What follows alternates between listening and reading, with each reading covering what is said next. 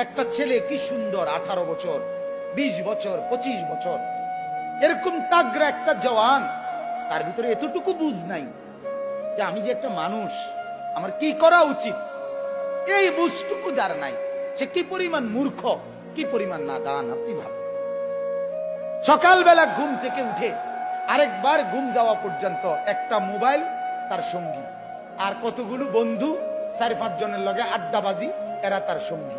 Error লগে একবার খারাইয়া মুতে, একবার বৈশা মুতে, একবার মোবাইল চায়, একবার নর্তকী দেখে, একবার নাচ দেখে, একবার কানের মধ্যে ইয়ারফোন লাগাইয়া গান শুনে, একবার মাইয়া দেখলে এটার পিছে পিছে হাঁটে, আরেকবার বেডি দেখলে এটার পিছে পিছে হাঁটে, একবার অসভ্য কথাবার্তা একজন আরেকজনের মধ্যে আলাপ সালাপ করে, আবার কতক্ষণ গেমস খেলে, আবার কতক্ষণ কি আপনার এই মোটরসাইকেল ফাইলে মোটরসাইকেল চালায়, হ্যাঁ, চিৎকার হই হুল্লোর।